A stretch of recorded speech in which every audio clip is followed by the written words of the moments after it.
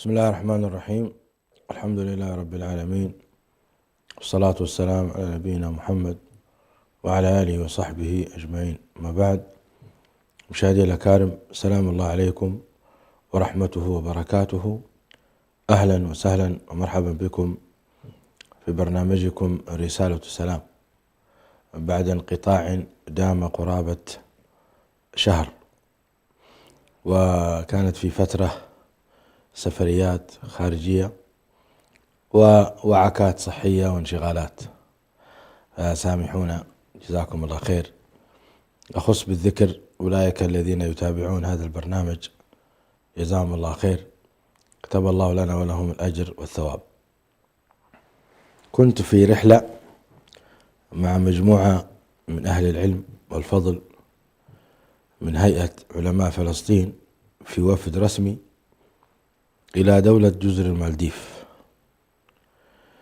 وذلك من أجل تحريك القضية الفلسطينية وتحريك الشعب المالديفي لدعم إخوانهم والوقوف بجانبهم. وكانت رحلة ممتعة في صحبة الدكتور إبراهيم المهنا، وهو من غزة مقيم في الكويت، والأستاذ الدكتور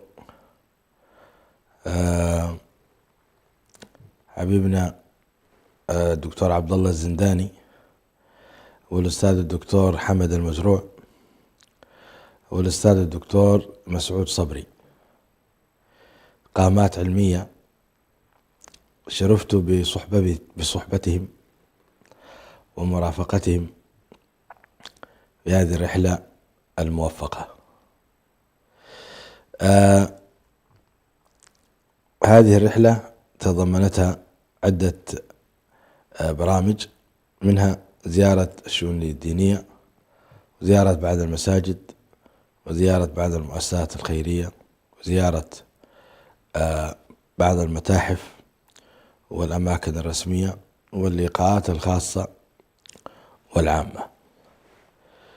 والحقيقة يعني لما زرنا هذه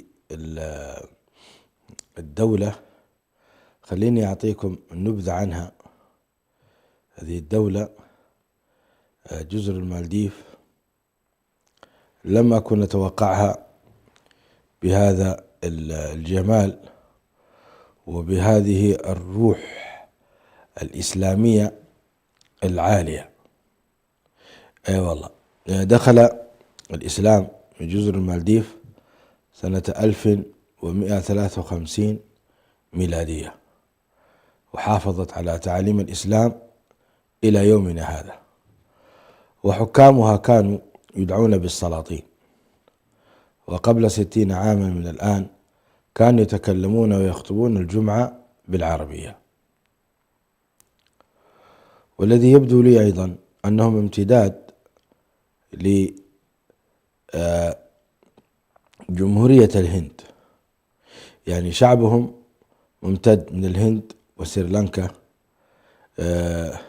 وبنغلاديش، لأنهم يشبهون بعضهم بعضا. وكما قلت لكم، رحلة كانت مع هؤلاء العلماء الأفذاذ، كان الهدف منها تفعيل العمل من أجل غزة وفلسطين. ولا يخفى شريف علمكم أن الجهاد الغزاوي تقبلته الأمة بالقبول، أو تلقته الأمة بالقبول. ففي جزر المالديف وجدنا أن الشعب المالديفي الكل بلا انقطاع وبلا خلاف يدعون لإخوانهم في مساجدهم، في أماكنهم، في أسواقهم. زرنا مدينة ماله، الأعلام الفلسطينية في كل مكان، اللافتات واللوحات في العمائر الضخمة عليها علم فلسطين وشعار فلسطين. تدخل المساجد تجد الدعاء لفلسطين وللمجاهدين في كل الصلوات، وليس فقط في صلاة الفجر أو العشاء، وإنما حتى في الصلوات الجهرية يدعون لإخوانهم بإخلاص وصدق، هكذا نحسبهم. وجدنا هناك حجاب يدل على الطاعة والاستقامة. أول نقطة، أهل جزر المالديف مسلمون 100%، وعددهم 500 ألف نسمة، وهم من أهل السنة والجماعة، ليس فيهم شيعة أبدا، ومذهبهم شوافع، هم يتبعون الإمام الشافعي رحمه الله. قلت لكم انتشار الحجاب والالتزام الشرعي والشعب مسلم 100%.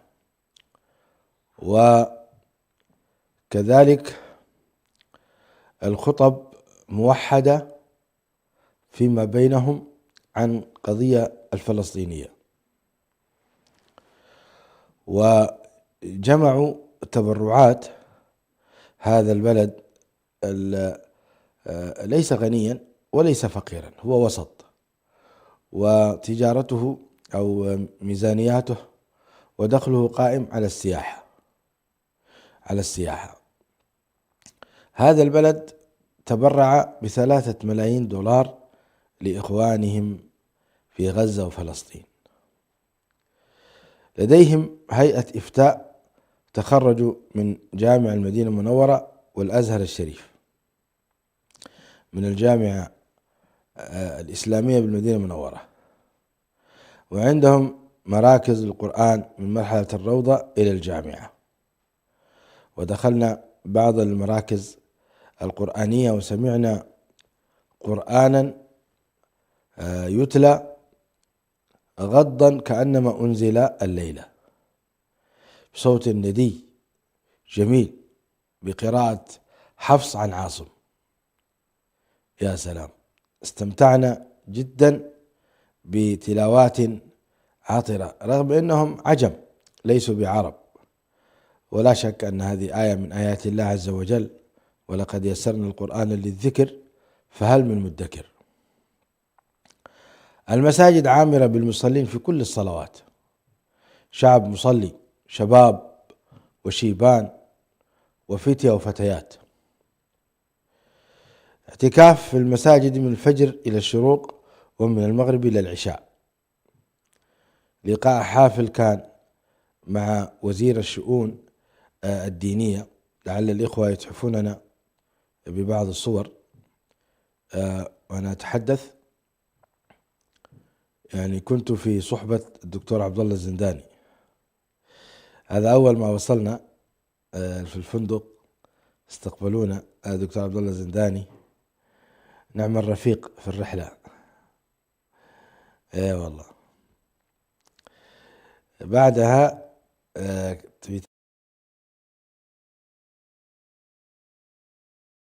الوزير الدكتور محمد هشيم، وهو رجل حكيم وعاقل وحصيف. هذه الصورة لإحدى الجمعيات الخيرية. على اليمين الدكتور مسعود صبري، ثم الأستاذ الدكتور حمد المزروع، ثم هذا أحد رؤساء هذه الجمعية، بعدها أخوكم برهان، ثم الأستاذ الدكتور إبراهيم المهنا، ثم عضو الجمعية الخيرية، وأخيرا الدكتور عبد الله الزنداني. هذه الجمعية جمعت 2,600,000 دولار لغزة. كان هناك اجتهاد كبير من هذه الجمعية لهؤلاء الناس. كذلك زرنا، أنا كنت أتمنى أن أجد صور الجامعة الإسلامية. هذه زيارة معالي الوزير، أنا تأخرت عليهم لما أكون معهم، فسبقوني والتقوا بمعالي الوزير وأهدوه هذا المجسم للتذكار عن مسجد القبة الصخرة وبيت المقدس. عجل الله بفرجه هذا لقاء ودي عام أيضا مع معالي الوزير في إحدى المقاهي، وكان هذا الوزير حقيقة متواضع جدا وأعطانا من وقته كثيرا. تحدثنا عن الدعوة وعن أوضاع جزر المالديف في نشر العلم ونشر الخير والإقبال على الخير، حتى إنه طلب معالي الوزير يعني شابا قارئا لكتاب الله من خارج الجزر من أجل أن يصلي بهم صلاة التراويح. بلغنا وإياكم شهر رمضان. كذلك زرنا زيارة الجامعة الوطنية وكلية الشريعة مقابلة عميد الكلية والدكاترة الفضلاء هناك. وزرنا أيضا المتحف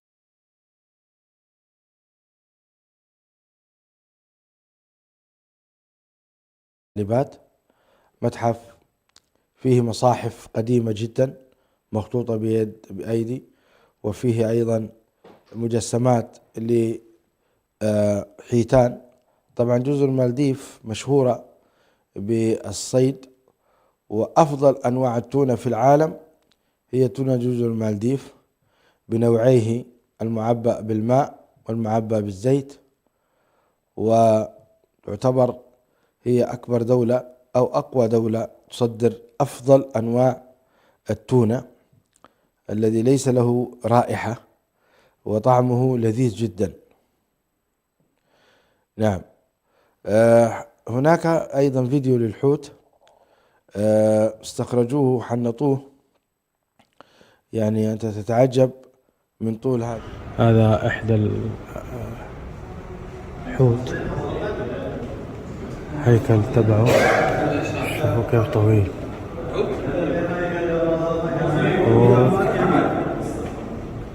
بهذا الشكل، تتعجب سبحان الله شوف قد ايش طويل. يعني هناك ايضا هذا رأس، إن هذا فقط رأسه أحد الحيتان، هذا أكبر، هذا فقط رأسه، الرأس فقط. سبحان الله، تبارك الذي خلق سبحانه وتعالى.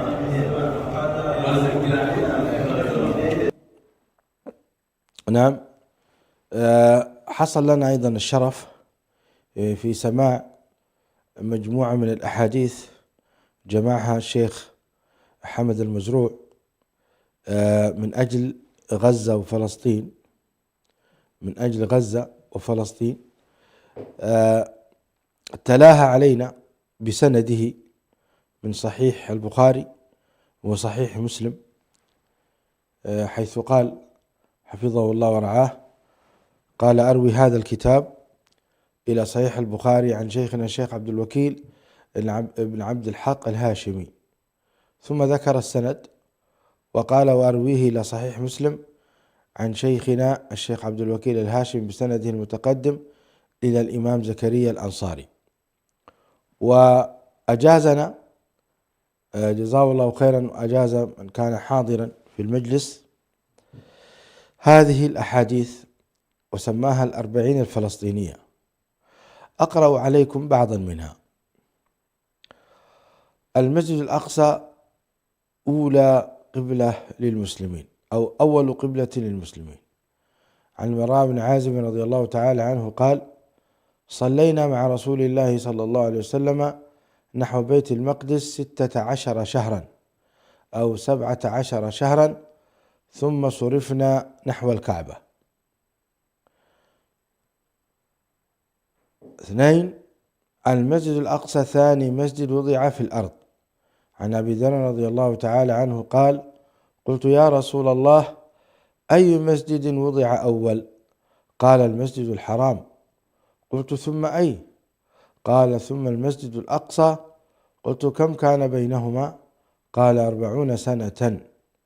ثم قال: حيثما أدركتك الصلاة فصله، والأرض لك مسجد. رقم 3. المساجد التي تشد إليها الرحال. عن أبي هريرة رضي الله تعالى عنه عن النبي صلى الله عليه وسلم قال: لا تشد الرحال إلا إلى 3 مساجد: المسجد الحرام، ومسجد الرسول صلى الله عليه وسلم، ومسجد الأقصى. رابعا، النبي صلى الله عليه وسلم في بيت المقدس. عن أنس بن مالك رضي الله تعالى عنه أن رسول الله صلى الله عليه وسلم قال: أتيت بالبراق وهو دابة أبيض طويل فوق الحمار ودون البغل، يضع حافره عند منتهى طرفه. قال: فركبته حتى أتيت بيت المقدس. قال: فربطته بالحلقة التي يربط بها الأنبياء أو يربط به الأنبياء. قال: ثم دخلت المسجد فصليت فيه 2 ثم خرجت فجاءني جبريل عليه السلام بإناء من خمر وإناء من لبن، فاخترت اللبن، فقال جبريل عليه السلام: اخترت الفطرة. ثم عرج بنا إلى السماء. الحديث الخامس والأخير في هذه الحلقة، يعني هي 40 حديثا، عن النبي صلى الله عليه وسلم يصلي إماما للأنبياء عليهم السلام في بيت المقدس. عن أبي هريرة رضي الله تعالى عنه قال: قال رسول الله صلى الله عليه وسلم: لقد رأيتني في الحجر وقريش تسألني عن مسراي، فسألتني عن أشياء من بيت المقدس لم أثبتها، فكربت كربة ما كربت مثله قط. قال: فرفعه الله لي أنظر إليه. وهذا هو البث المباشر، استخدم لرسول الله صلى الله عليه وسلم قبل هذه القنوات. فرفعه الله لي أنظر إليه، ما يسألوني عن شيء إلا أنبأتهم به. وقد رأيتني في جماعة من الأنبياء، فإذا موسى قائم يصلي، فإذا رجل ضرب جعد كأنه من رجال شنوءة، وإذا عيسى بن مريم عليه السلام قائم يصلي. أقرب الناس به شبها عروة بن مسعود الثقفي، وإذا إبراهيم عليه السلام قائم يصلي، أشبه الناس به صاحبكم، يعني نفسه صلى الله عليه وسلم. فحانت الصلاة فأممتهم، فلما فرغت من الصلاة قال قائل: يا محمد، هذا مالك صاحب النار، فسلم عليه. فالتفت إليه فبدأني بالسلام. اللهم صل على سيدنا محمد. وآخر حديث قرأه شيخنا الشيخ حمد المزروع هو حديث ختم به 40 حديثا. قال: أو 39. قال عن ثوبان رضي الله تعالى عنه قال: قال رسول الله صلى الله عليه وسلم: إن الله زوى لي الأرض فرأيت مشارقها ومغاربها، وإن أمتي سيبلغ ملكها ما زوي لي منها. وهذا تحقق، ملكة الأمة الإسلامية غالب الكرة الأرضية. وعن جابر بن سمر رضي الله تعالى عنه، هذا هو الحديث الأخير، عن جابر بن سمر رضي الله تعالى عنه قال: قال رسول الله صلى الله عليه وسلم: لا يزال الدين قائما حتى تقوم الساعة. لا يزال الدين قائما حتى تقوم الساعة.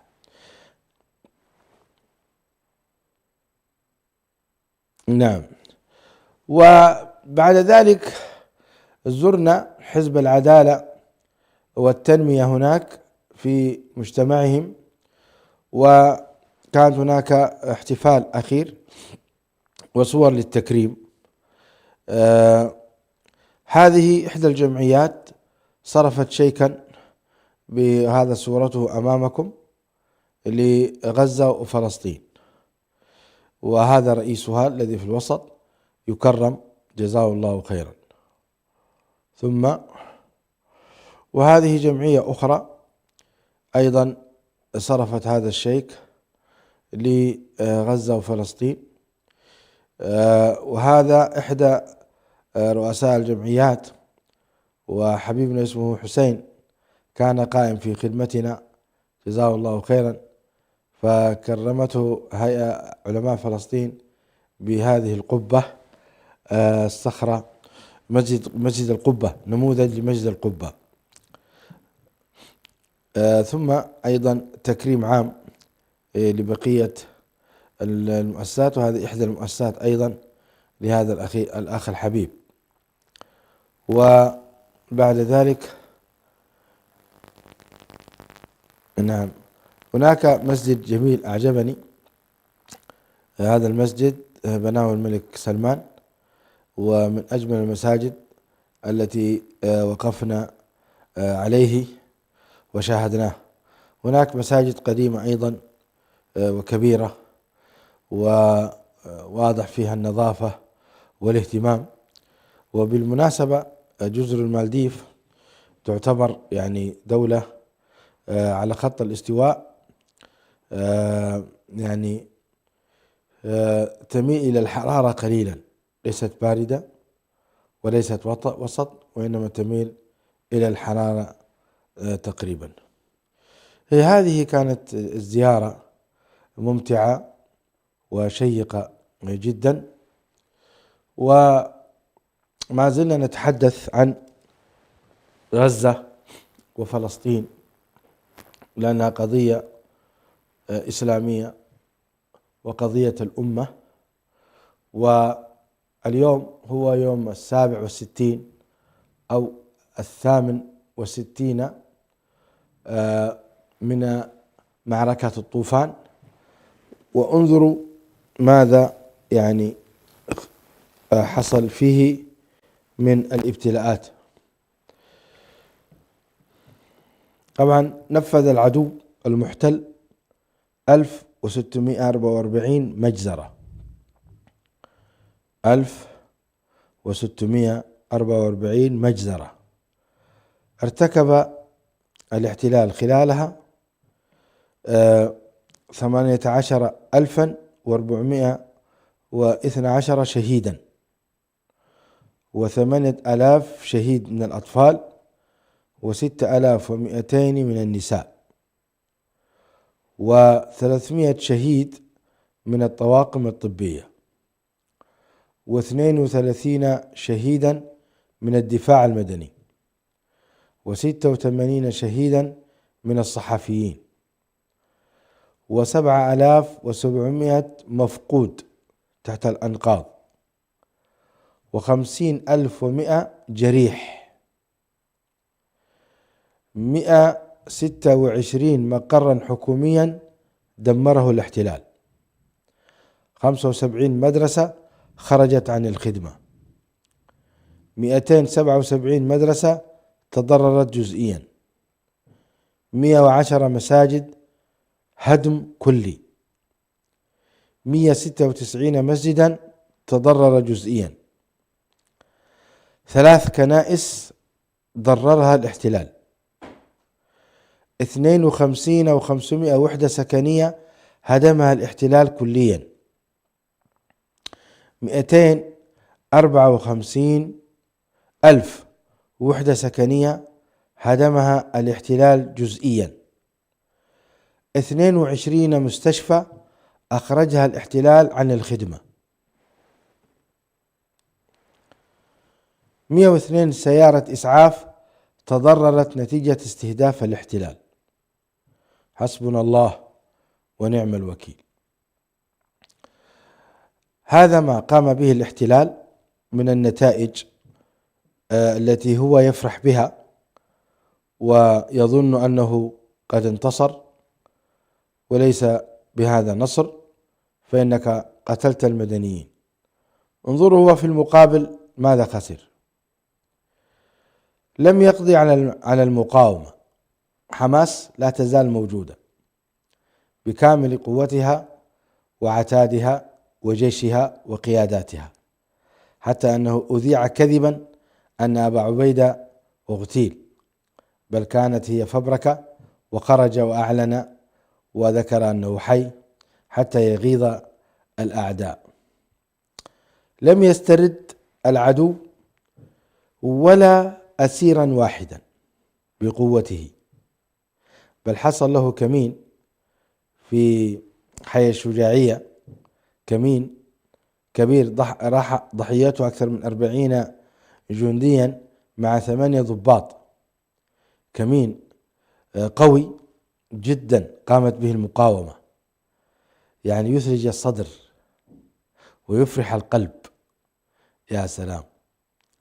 وكان هذا الكمين صفعة قوية في وجه العدو. وهناك كمائن ليس هذا فقط، لكن كانت هذه أقواها، وكانوا يعرفون أن حي الشجاعية فيه شجعان، هو كاسمه سبحان الله، فيه شجعان وأبطال فدمروهم. تدمير عدد كبير من الآليات لا يحضرني الآن عددها، يعني منذ أن بدأت معركة الطوفان المجاهدون قضوا على آليات كثيرة. أما الخسائر المالية فهي بالمليارات لا تعد ولا تحصى. يعني العدو المحتل خسر مليارات الدولارات. وأيضا سقطت دوليا، إسرائيل المحتلة سقطت دوليا، لم تقبلها لا دول أوروبا ولا يعني أمريكا الجنوبية ولا اللاتينية ولا أستراليا ولا أي من الشعوب، إلا بقوة السلطان، تلك الدول التي أنتم تعرفونها التي قضت على قرار الأمم المتحدة إيقاف الحرب بحق الفيتو الظالم، حق الفيتو الظالم. الله المستعان. حسبنا الله ونعم الوكيل، حسبنا الله ونعم الوكيل. إذن سقطت إسرائيل دوليا، أصبح يعني سمعتها أصبحت في الحضيض، وهذا والحمد لله بفضل الله سبحانه وتعالى. إن ينصركم الله فلا غالب لكم.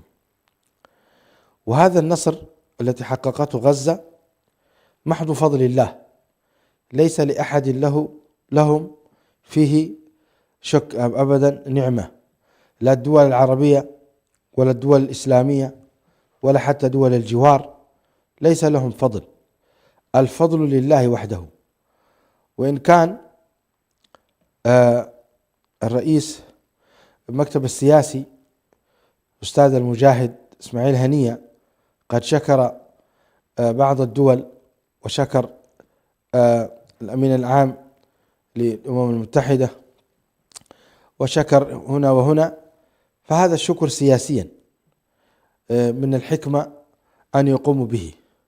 أما في الحقيقة ما هي الخدمة التي قدمتها الدول الإسلامية ولا الدول العربية؟ لا شيء أبدا. حتى دخول المساعدات فلا يكون إلا بإذن من إسرائيل، ولا يتوقف إلا بإذن من إسرائيل مع الأسف الشديد. لذلك هذا النصر كان محض فضل الله سبحانه وتعالى، هو أحق أن يشكر، هو أحق أن يحمد سبحانه وتعالى. لولا الله نصرهم وربط على قلوبهم وأيدهم لم يكونوا ليصلوا إلى هذه المرحلة. أبشر. كذلك أصاب الشعب اليهودي رعب شديد، حتى أصبحوا يهربون من إسرائيل المحتلة باتجاه دول أوروبا، وبالذات البرتغال. صارت هناك الآن هجرة طوعية وغير طوعية إلى يعني أقصد غير طوعية أنهم يفرون ويهربون اليوم خوفا على أرواحهم وعلى أموالهم. هذا ما خسره العدو، خسر سمعة سيئة جدا. وكنت أود أن ألقي محاضرة عن آداب الأسرى والمأسورين في الإسلام، وكيف أن المجاهدين في غزة وفلسطين طبقوا هذا حرفيا، وقاموا بتسليم الأسرى حسب الآداب الإسلامية، خلافا لما كنا نسمع من بعض الحركات الجهادية المخترقة من الاستخبارات الأمريكية وغيرها التي شوهت سمعة الإسلام والمسلمين. وقد قام بعض الإريتريين بمسرحية قبل 9 سنوات أو 10 سنوات تقريبا عن بعض الأسرى وتقسيم السبايا في مسرح مشين مهين يقصد به ضرب الإسلام وتشويه سمعته. سأقوم إن شاء الله إن أحياني الله الأسبوع القادم هذه المسرحية أعرضها عليكم، ثم أعلق عليها إن شاء الله، ونأتي بالأسرى أسرى اليهود وكيف قامت المقاومة تسليمهم تسليم هؤلاء الأسرى للمحتلين، وكيف كان هؤلاء الأسرى في رعاية تامة من المعاملة الطيبة والمعاملة الصحية الراقية والطعام الطيب. هذا هو الإسلام، وليس ذاك الذي كانوا يشوهون به الإسلام. الحمد لله، لولا الله ثم المقاومة التي حوصرت ولم يدخل فيهم لا جاسوس ولم يدخل بينهم لا مخترق، ولم يأتي شخص يدعي الإسلام ويتوب ثم يكون في صفوفهم ثم يحارب معهم وبعد ذلك يبدأ يصفي القيادات سرا أو يشوه الإسلام بطريقته الخاصة. كل هذا لم يحصل في غزة ولله الحمد. أحكموا القبضة وقضوا على الجواسيس وأخرجوا لنا هؤلاء المجاهدين الأبطال. يا سلام، عندما يرعاك الله ويحفظك تكون هذه النتائج العظيمة. قال سبحانه: إن ينصركم الله لا غالب لكم. إلى اللقاء، السلام عليكم.